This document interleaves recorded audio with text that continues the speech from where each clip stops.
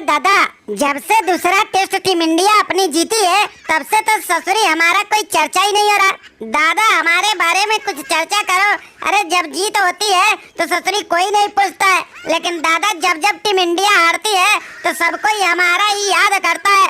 लेकिन याद रखना दादा, ये जीत एक से काम न चलेगी और देखना जब इंडिया अगला टेस्ट हारेगी तो हमें ही याद करेगी। तो पांड्या, हमें पता है तुम ससुरी अपने ऑलराउंडर होने का घमंड अपने सर पे लेके घूमते हो, लेकिन याद रखो हमारी टीम इंडिया अब जीतने की आदत डाल चुकी है और तुम्हारा परवाह छोड़ दी है। अरे तुमको ससुरी जितनी नौटंकियां करना है कर लो, लेकिन न अब तुम्हारी टीम में जगह होगी और जब तक तुम फिट होगे तब तक हमारे खेल का दमदार खिलाड़ी अपना शानदार प्रदर्शन दिखाएंगे।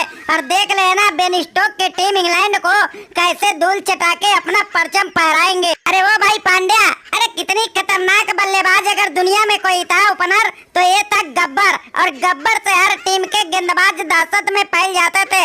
लेकिन देखो हमारे नाम का ससुरी कोई परचम ही नहीं रह गया। अरे जब से जायसवाल और गिल आए हमें तो ये किनारा कर दिया गया और अब तो टीम में आना मुश्किल ही नहीं नामुमकिन हो गया। तो पांड्या भाई अब देखना तुम भी हम तीनों के लिस्ट में जल्दी आने वाले हो और आगे हमें नहीं लगता कि ससुरी मौका पाने वाले हो। गब्बर भाई आपने बिल्कुल सही बोले। अरे कितनी दमदार से दमदार पारी हम लोग खेले हैं और दोहरे पे दोहरे शतक लगा के पूरी दुनिया के मैदानों पे परचम फहराए हैं, लेकिन देखो ससुरी हम लोग का कोई पूछने वाला नहीं है। अरे हमें तो खेलने का मौका लग रहा था मिल जाएगा, लेकिन ये ससुरी गिल हमारे जगह पे शतक आखिरी में लगा ही दिया और हमारे नाम को डुबा ही दिया।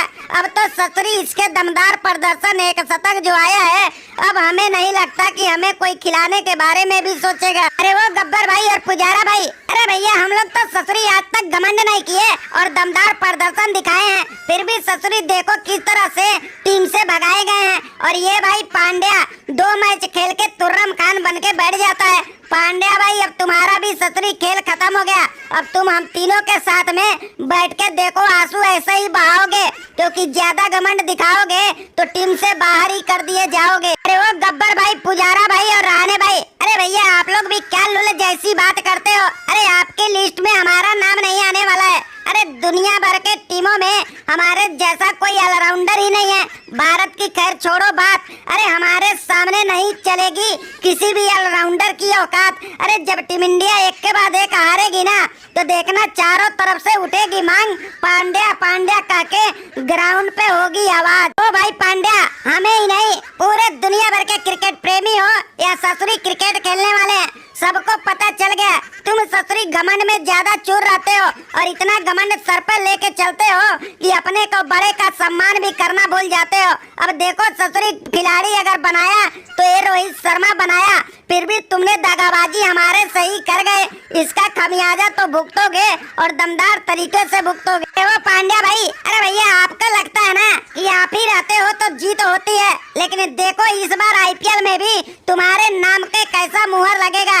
एक गिल सबका दिल जीतेगा और अपने गुजरात टीम को आगे ले जाएगा और तुम्हारा नाम तो लेना भूल कोई याद भी नहीं कर पाएगा। ये भाई इस साल का आईपीएल तो होने दो, तुम्हारे अंदर जितने भी घमंड है ना चकना चूर होके रह जाएगा। वो पांड्या भाई, अरे भैया ये बात तो बिल्कुल सही है। तुम ससुरी अपने खेल के इतने घमंड में चूर हो जाते हो कि किसी को सम्मान ही नहीं देते हो।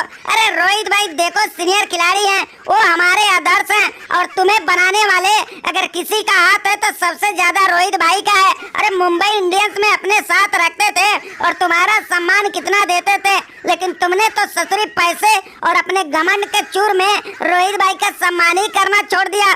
पांड्या भाई तुम वाकई में बहुत पछताओगे और देख लेना एक दिन याद कर करके कैसे बैठ के आंसू बहाओगे। और वैसे तो अब देखना आईपीएल तो दूर अब टीम इंडिया में भी आने के लिए कैसे तरसते रह जाओगे।